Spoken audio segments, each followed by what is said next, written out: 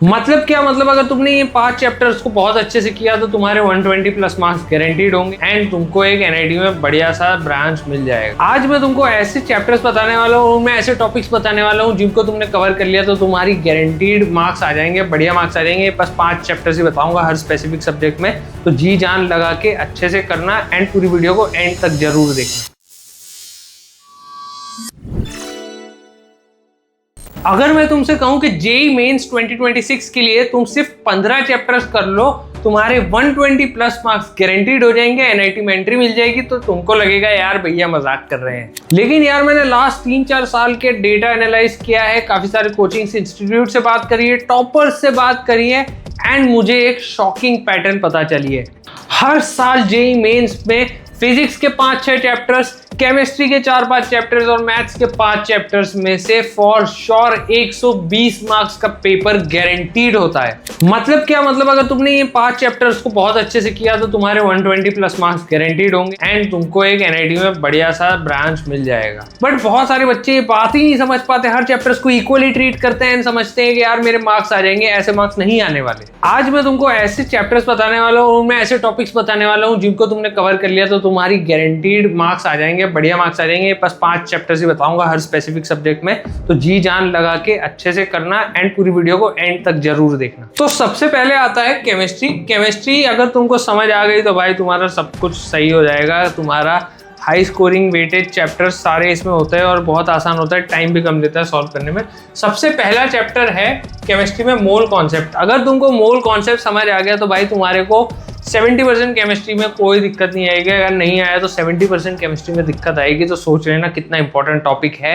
Weightage analysis की बात करें तो भाई ये बहुत ही फंडामेंटल चैप्टर्स है, हर चैप्टर में यूज होता है। इसमें डायरेक्ट क्वेश्चन एक आ ही जाता है हर शिफ्ट में 4 मार्क्स का एंड तुमको इनडायरेक्ट क्वेश्चंस 8 और 12 मार्क्स के आ जाएंगे, मतलब 2-3 क्वेश्चंस आ जाते हैं इनडायरेक्ट, कहीं से थर्मोडायनेमिक्स से, काइनेटिक्स से, स्टोइकोमेट्री के क्वेश्चंस आ जाते हैं। तो इसमें समझना पड़ेगा कि भाई तुमको कवर क्या करना है। तो इंपॉर्टेंट टॉपिक्स तुमको जो कवर करने हैं इसमें वो है molecular weightage calculation, percentage composition, empirical and molecular formula, limiting reagent and concentration terms like molarity, normality and molality. ये सारी चीजें तुमको कवर करनी पड़ेगी मोल कॉन्सेप्ट में। भाई मोल कॉन्सेप्ट के जो फंडे होते हैं ना, वो थर्मोडायनेमिक्स में लगते हैं, वो काइनेटिक्स में भी लगते हैं और भी बहुत सारे चैप्टर्स में लगते हैं। तो भाई अगर ये तुम्हारे वीक रह गया तो तुम हर जगह ढीले पड़ने वाले हो, ऑटोमेटिकली तुम अपने 15-20 मार्क्स गंवाने वाले हो। तो प्लीज इसको हाथ जोड़ के गुजारिश है, स्किप मत करना।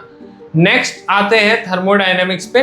थर्मोडायनेमिक्स एक ऐसा चैप्टर है जो हर साल भाई 8 से 12 मार्क्स के वेटेज लेके चला जाता है और मजेदार बात यह है कि इसमें न्यूमेरिकल्स होते हैं और ग्राफिकल क्वेश्चंस होते हैं। तो अगर तुम्हारे थोड़ा सा दिमाग लगा लिया ना, थोड़ा सा, तो भाई ये चैप्टर तुम्हारे लिए डन हो जाएगा। समझ रहे हो, बहुत आसान से क्वेश्चन हो जाते हैं, उनको 30 सेकंड भी नहीं लगते क्वेश्चंस करने में। स्लोप वोप निकाल के आराम से हो जाती है क्वेश्चंस, ग्राफ देख के ही समझ आ जाता है। कभी कभी कैलकुलेशंस वाले आ जाते हैं, न्यूमेरिकल थोड़े लेंथी होते हैं बट आसान होता है। अगर तुमको फंडामेंटल कॉन्सेप्ट पता है तो सब कुछ हो जाता है। थर्मोडायनेमिक्स को बिल्कुल भी स्किप मत करना प्लीज। थर्मोडायनेमिक्स में जो इंपॉर्टेंट टॉपिक्स है वो है first law of thermodynamics, enthalpy calculations, bond energy calculation and Hess law. भाई मेक श्योर करना ये चैप्टर में तुम एटलीस्ट 50 से 60 प्रॉब्लम्स न्यूमेरिकल के सॉल्व कर लो, प्योर न्यूमेरिकल के, ताकि तुमको न्यूमेरिकल में कोई दिक्कत ना आए। नेक्स्ट जो चैप्टर है वो है DNF block. DNF block inorganic का सबसे इंपॉर्टेंट चैप्टर है और बहुत डिस्क्रिप्टिव चैप्टर्स भी है, कुछ सेक्शंस इसके हटा भी दिए गए हैं, लेकिन भाई ये बहुत ही स्कोरिंग सब्जेक्ट है। अगर तुम इनऑर्गेनिक कर लेते हो तो भाई ऐसे चुटकियों में 10-10 सेकंड में सॉल्व होते हैं। जब एग्जाम में बैठे हो ना, ऐसे टिक करते जाते हो, बस देखते हो क्वेश्चन और आंसर पता होता है तुमको, क्योंकि सिंपल होता है भाई क्वेश्चन। तुमको पता है तो तुम कर दोगे, नहीं पता है तो तुम कुछ भी कर लो, नहीं पता चलेगा तुमको। 8 से 12 मार्क्स का इसमें भी हर साल गारंटीड होता है भाई कि तुमको क्वेश्चन देखने को मिलेंगे ही, 2 क्वेश्चन आएंगे ही, कुछ भी कर लो। इसमें जो सबसे इंपॉर्टेंट टॉपिक्स है वो है transition metal properties, important compounds, catalyst properties, magnetic properties. ये सारी चीजें तुम अच्छे से कवर कर लोगे तो ये चैप्टर तुम्हारा पूरा कवर हो ही जाता है। ये चैप्टर जो है ना, उसमें तुमको बहुत ज्यादा रटना पड़ेगा और कंसिस्टेंटली तुमको इसको रिवाइज करते रहना पड़ेगा। हर 3 महीने में एक बार इसको देख लिया तभी ये याद रहेगा, वरना तुम इसको पूरा भूल जाओगे भाई। 6 महीने बाद लेके बैठोगे ना, सीधा कुछ भी याद नहीं आएगा, कोई प्रॉपर्टी याद नहीं आएगी। तो कलर कॉम्बिनेशंस और ये सारी चीजें भी बहुत इंपॉर्टेंट है, तो उसको भी अच्छे से याद करना। तो नेक्स्ट जो इंपॉर्टेंट चैप्टर है वो है general organic chemistry. General organic chemistry GOC सबसे ईजी चैप्टर है और हार्ट ऑफ ऑर्गेनिक केमिस्ट्री। अगर तुमने ये कर लिया पूरी ऑर्गेनिक केमिस्ट्री सॉर्ट हो जाएगी। और इसमें जो इंपॉर्टेंट टॉपिक्स हैं वो मैं तुमको बताने वाला हूँ। सबसे पहले जो है inductive effect, resonance structure, hyper conjugations, aromaticity rules, reaction mechanism, SN1, SN2, E1, E2, ये सारे रिएक्शन मैकेनिज्म तुमको अच्छे से आने चाहिए। इसका वेटेज देखोगे तो डायरेक्ट क्वेश्चंस आ जाते हैं, 1 से 2 डायरेक्ट क्वेश्चंस, और अदर ऑर्गेनिक केमिस्ट्री में ये यूज होता है इनडायरेक्टली, एटलीस्ट 4 से 5 क्वेश्चंस में यूज हो जाता है। तो प्लीज़ इसको बहुत अच्छे से करना। जो लास्ट इंपॉर्टेंट चैप्टर्स है वो है कोऑर्डिनेशन कंपाउंड। कोऑर्डिनेशन कंपाउंड भी काफ़ी इंपॉर्टेंट चैप्टर हो जाता है, एंड इसमें जो इंपॉर्टेंट टॉपिक्स हैं वो हैं IUPAC nomenclature, isomerism, structural stereo है या क्या है, ये बहुत इंपॉर्टेंट है, crystal field theory, magnetic property and importance of coordination compound. ये जो चीज़ें हैं वो बहुत ज़्यादा इंपॉर्टेंट है। इसमें प्रो टिप ये है कि भाई तुम प्रीवियस ईयर के 50-60 क्वेश्चंस मिनिमम कर लेना, एक पैटर्न दिख जाएगा किसमें कैसे क्वेश्चंस आते हैं, एंड पूरा केमिस्ट्री जो है तुम्हारा सॉर्ट कर दिया पूरा 11th-12th का। अगर ये कर लोगे तो इसमें तुम्हारे अच्छे खासे नंबर बन जाएंगे, 40 नंबर तो गारंटीड है। नेक्स्ट जो इंपॉर्टेंट है वो है फिजिक्स। फिजिक्स में भी काफ़ी ऐसे चैप्टर्स हैं जिसमें बहुत सारे क्वेश्चंस आते हैं, तो इसमें और एक बोनस चैप्टर भी है तुम्हारे लिए, प्लीज़ वेट करना। सबसे पहला जो चैप्टर है वो है property of solids and liquid. हाँ, तुमको थोड़ा सा शौक लगा होगा यार इसमें से आते हैं या नहीं आते, लेकिन हर साल कुछ ना कुछ क्वेश्चंस आते हैं, लिख के ले लो ये चीज़। और इसमें जो तुमको इंपॉर्टेंट टॉपिक्स करने हैं वो हैं स्ट्रेस, स्ट्रेन, इलास्टिक मॉड्यूलस, ये तुमको अच्छे से आना चाहिए, surface tension applications, viscosity and terminal velocity, Bernoulli's principle, mechanical properties, numerical आने चाहिए अच्छे से। ये इसलिए आसान होता है क्योंकि डायरेक्ट फॉर्मूले लगा के आंसर आ जाते हैं भाई बहुत सारे टाइम पे, तो प्लीज़ इसको स्किप मत करना। पढ़ते हैं आगे। नेक्स्ट है क्लास 12th का बहुत इंपॉर्टेंट चैप्टर इलेक्ट्रोस्टैटिक्स। इलेक्ट्रोस्टैटिक्स अगर आ गया तो उसके आगे वाले 2-3 चैप्टर्स भी सॉर्ट हो जाते हैं। एंड इलेक्ट्रोस्टैटिक इसीलिए इंपॉर्टेंट है क्योंकि ये इलेक्ट्रिसिटी जो पढ़ाई जाती है पूरी क्लास 12th में, इसका फंडामेंटल है ये।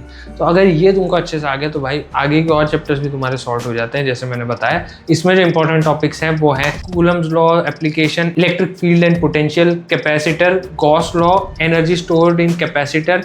ये सारी चीज़ें अगर तुमने कर ली तो भाई इसमें तुम्हारे 2-3 क्वेश्चंस गारंटीड आने वाले हैं, मतलब 8 से 12 मार्क्स इस चैप्टर तुमको गारंटीड दिला के देगा अगर तुमको अच्छे से आता है, याद रखना। इसमें है ना थोड़ा और कैपेसिटर प्रॉब्लम्स पे ज़्यादा फोकस कर सकते हो क्योंकि वो ज़्यादा पूछे जाते हैं। नेक्स्ट चैप्टर पे मूव करते हैं, करंट इलेक्ट्रिसिटी। ये भी बहुत इंपॉर्टेंट चैप्टर्स है, इसमें भी काफ़ी सारी चीज़ें सर्किट्स और रेजिस्टेंस को लेके काफ़ी क्वेश्चंस आते हैं। इसके जो इंपॉर्टेंट टॉपिक्स हैं वो हैं Ohm's law, resistance combination, Kirchhoff's law, Wheatstone bridge, RC circuits and power dissipation. सबसे ज़्यादा क्वेश्चंस जो आते हैं और सबसे ज़्यादा इजी होते हैं वो है सर्किट एनालिसिस के। अगर तुम सर्किट एनालिसिस अच्छे से करोगे सब कुछ सॉर्ट हो जाएगा इस चैप्टर में, तो प्लीज़ बहुत सारे क्वेश्चंस की प्रैक्टिस कर लेना सर्किट एनालिसिस में। फोर्थ जो इंपॉर्टेंट चैप्टर है electromagnetic induction and AC.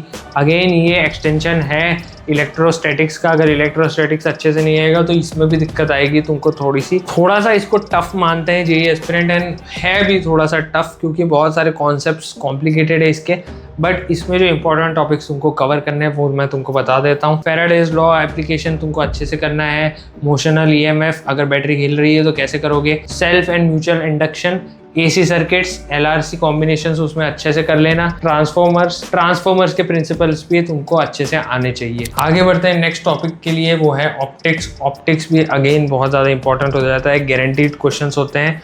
Optics थोड़ा सा डिफिकल्ट माना जाता है, लोगों को समझ नहीं आता, बट इसमें मज़ेदार बात यह है कि इसमें रे ऑप्टिक्स जो मुझे काफ़ी आसान लगता है, आई एम श्योर तुमको भी शायद आसान लगता हो, वो काफ़ी ज़्यादा स्कोरिंग है। तो अगर रे ऑप्टिक्स अच्छे से कर लोगे तो ऑप्टिक्स में भी तुमको जो मेजॉरिटी ऑफ क्वेश्चंस आएंगे अगर एग्जाम में, तो उसमें से रे ऑप्टिक्स के ही क्वेश्चंस होंगे, और रे ऑप्टिक्स तुमको आता होगा तो तुम कर लोगे।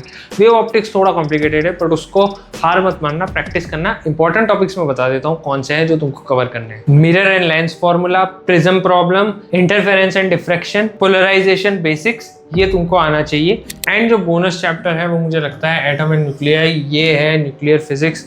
अगर तुमको वो समझ नहीं आता तो भाई तुम्हारा बहुत बड़ा लॉस है, क्योंकि इतना आसान है वो चैप्टर, इतना स्कोरिंग है, 1 मिनट के अंदर क्वेश्चन सॉल्व हो जाता है। अगर तुमको एटॉम और न्यूक्लियाई आता है, तुमको पता है कि न्यूक्लियर फिजिक्स कैसे काम चलता है, तो तुम्हारे बस थियोरेटिकल क्वेश्चंस होते हैं भाई उसमें। सिर्फ न्यूमेरिकल तो ऐसा होता है कि भाई नॉर्मल 8वीं स्टैंडर्ड की मैथ्स कर रहे हो तुम। जो इंपॉर्टेंट चैप्टर्स इसमें तुमको जो देखने हैं वो है Bohr's model application, radioactivity, decay, nuclear reaction, mass energy equivalence. Moving ahead with maths सबसे टफ लगता है, बहुत सारे बच्चे प्रॉब्लम्स फेस करते हैं इसमें एंड पता ही नहीं चलता भाई क्या करना है क्या नहीं।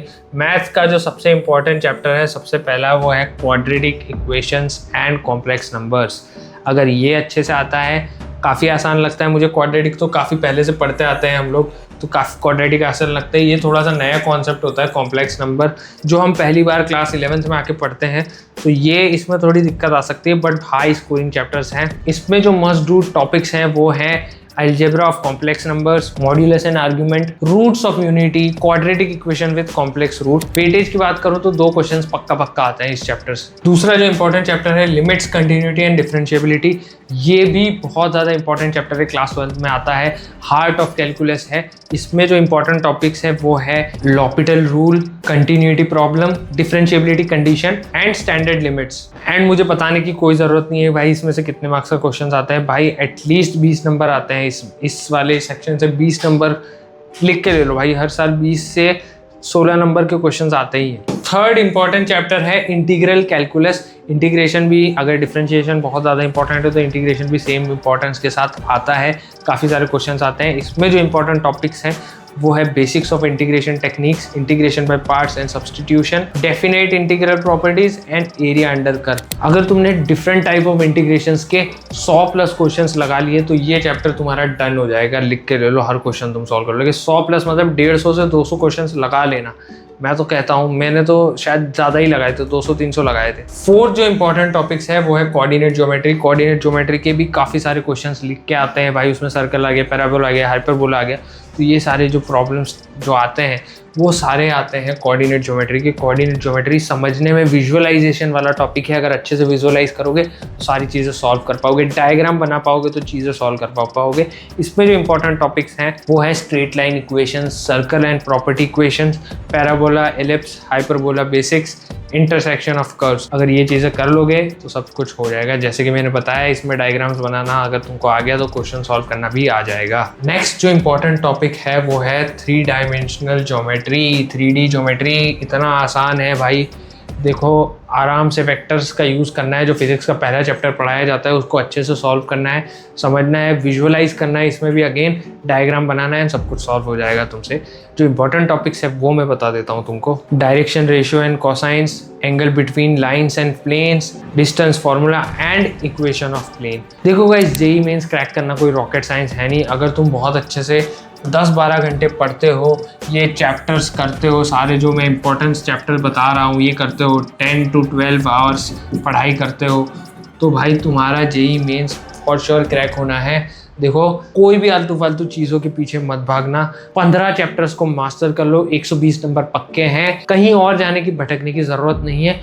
और जो भी तुमसे और बन पाए वो और चैप्टर्स को पक्का कर लो, तुम 200 मार्क्स क्रैक कर लोगे। इससे ज़्यादा सिंपल तरीका कोई है ही नहीं 200+ मार्क्स लाने का। मेक श्योर जो मैंने वीडियो में बताया है उसको तुम प्रैक्टिकली अप्लाई करते हो एंड देन उसका इम्पैक्ट देखते हो। तब तक के लिए लाइक कर दो, सब्सक्राइब कर दो and see you in the next one.